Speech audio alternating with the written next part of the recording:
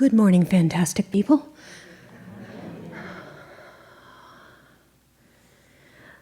I've been thinking about this for weeks. And the structure that leapt out at me was a song that that's always spoken to me. Which I'll read to you folks. For starters, you can tell it on the mountain in the valley far below, but you needn't tell the craftsmen what they already know. From the author at her keyboard to the woodwright at his lathe, every act of creation is an act of faith. From the rancher mending fences with the wire she has found, to the farmer on his tractor putting seed corn in the ground, in this world of hate and anger when it's easy to destroy, every act of creation is an act of joy. So we work on art and music, though we know it will be flawed. Yet in striving to do better, we are reaching out to God. We are reaching for perfection, and it's not beyond our scope. Every act of creation is an act of hope. Though you work with words or music, living things or stone or glass, if you don't love what you're making, it will never come to pass. From the paintings of a child to the works of God above, every act of creation is an act of love. Now, the song itself, since you can't hear the music in your head, and for some of you it's the first time you're hearing it,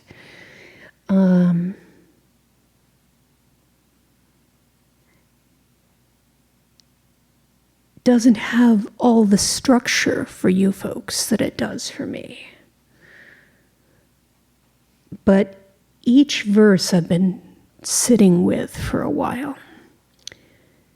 Because starting with that first verse, the one that ends, every act of creation is an act of faith. What I've been sitting with is that for every act of creation,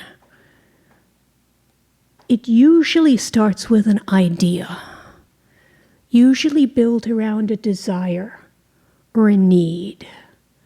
Something in the world that has an energy that is pushing toward manifestation in some way.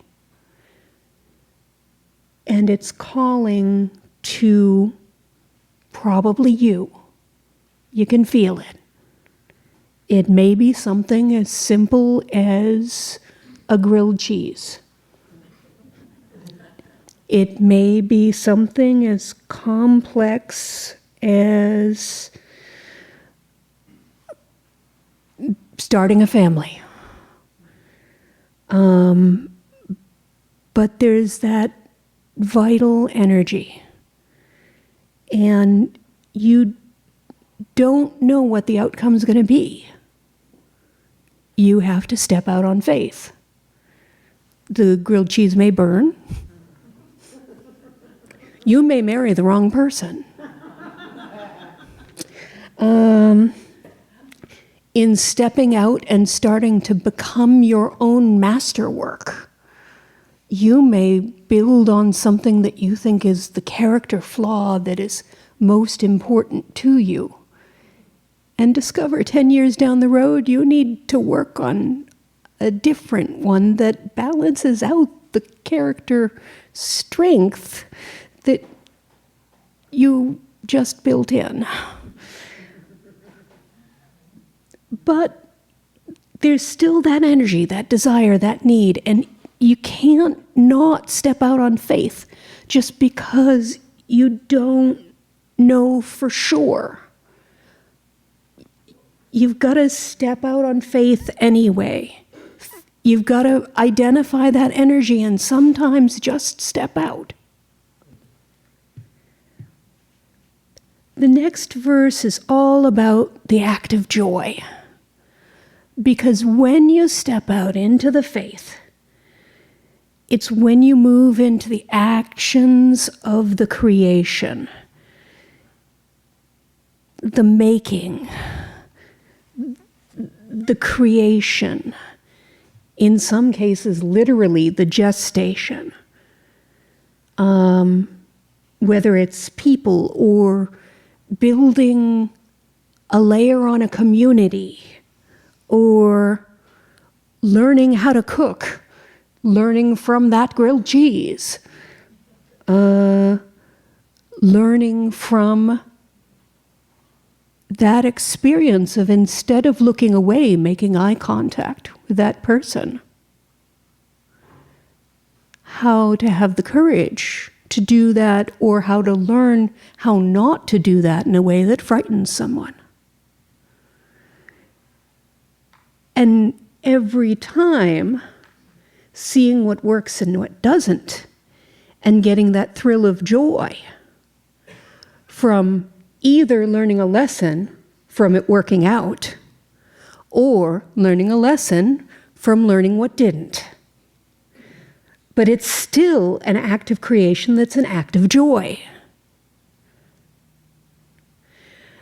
The third verse is another piece of the picture, which is that every act of creation is an act of hope.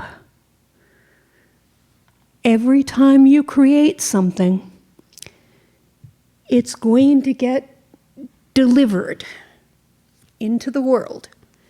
Maybe only you will know about it, or maybe everybody will. Will it last in memory? Will it last in your memory? Will you forget you did it and then remember 5 years later, oh wait, I did this awesome thing and I forgot it again. How many times am I going to have to relearn this awesome thing? Well, all right. Or will it last in your memory and everyone else's, and can I do it again? Can it be done over and over again? Should it be? In every case, it's an act of hope, because you can't guarantee what the response is going to be. You have to deliver it with hope that whatever the result will be, that's the result that it needed to have. Whether it's drifting into silence or drifting into acclaim.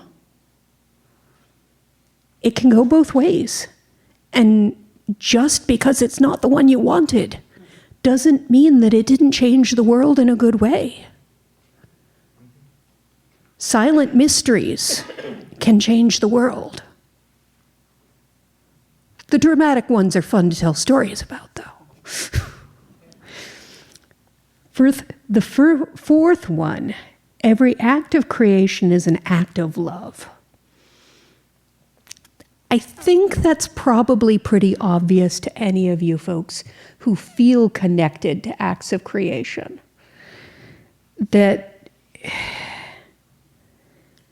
maybe not, because there's some people who create things and then they almost step away. They say, I created this, but we all made it. It's not really mine. So they don't really step into delighting in and celebrating in the thing they've created. Either they'll step away from it entirely because they don't want to feel like they're taking too much credit, or they'll be so overwhelmed by loving what they've made that it terrifies them, and they kind of go away. But please don't do that, because most of the time, the delight and the celebration, is a joy to all involved. Every piece of the equation. Love all around. I'm particularly aware of this because there's an event I created 16 years ago that I've been at this weekend. It's been like a huge family reunion. And I'm going to be going back this afternoon to go tell them how awesome they are. And I had sort of stepped off because I didn't want to step on their autonomy. But we need to be able to all be together in delight that we all exist. But one of the things I wanted to circle back to that's off of the track of the song is the concept of acts of creation, because there have been a lot of times in my life where I said, I'm not a creator because I don't make things. I don't create songs. I don't make tangible objects. You can't point at what I make and say, here's this thing. So it's easy to do.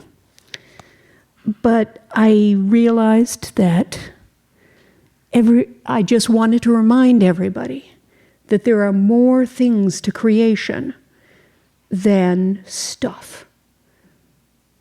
Families are creations. Communities are creations. Skills are creations. Love is a creation. And for all of you folks who your creations are crops and books and music and art and frankly a working IT network. I bless you all. But just remember, almost all of us, somewhere in our lives, you're creating something. And don't forget it. Don't forget that you, in the long run, are your own masterwork. You're choosing which parts of you want to grow, which pieces you want to become stronger and better and deeper over the course of your life.